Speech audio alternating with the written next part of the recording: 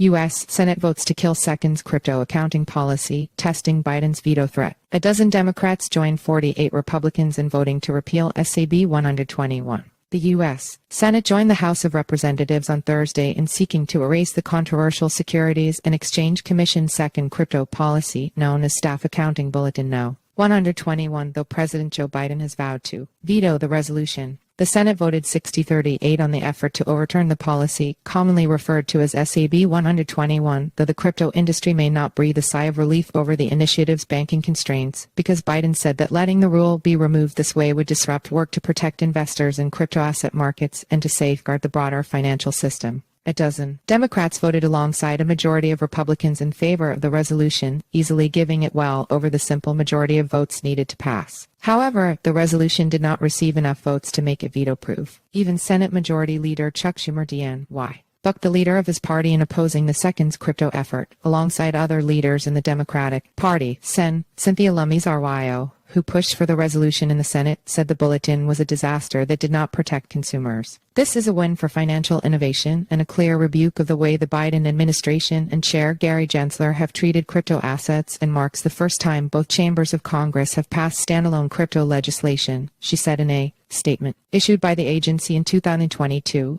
SAB 121 held that a company keeping a customer's cryptocurrencies should record them on its own balance sheet, which could have major capital implications for banks working with crypto clients. Republican lawmakers bashed the second for instituting a policy without going through the necessary rule process, and the Government Accountability Office agreed, finding that the regulator erred in how it handled what should have been a rule instead of staff guidance. SAB 121 is non-binding staff guidance that, if followed, enhances important disclosure to investors and firms that safeguard crypto assets for others, and second spokesperson said in a statement after the vote. Time and again, we have seen crypto firms fail and watched as their customers lined up at the bankruptcy court in hopes of getting what they thought was legally theirs. For years, Republican lawmakers have fought with the federal financial agencies over the role of guidance documents, arguing that regulators stretch their authorities and that the regulated industries feel they can't afford to ignore guidance, whether it's non-binding or not. Lawmakers in the House and Senate went after SAB 121 under the Congressional Review Act, which allows Congress to overturn federal rules. A number of Democrats, including 21 in the House, joined with the largely Republican effort, defying the White House's warnings. Rep. Kyle Flood Arnab, one of the architects of the resolution, called the vote a landmark result, noting the bipartisan support. It is clear there is overwhelming opposition to SAB 121, and I urge President Joe Biden to reconsider his previous statement of intent to veto the resolution. The president should sign my resolution to ensure the second reverses course and sets America on a path to growing our digital financial future, he said. Because they sought to kill the policy with the Congressional Review Act, a successful reversal would, by law,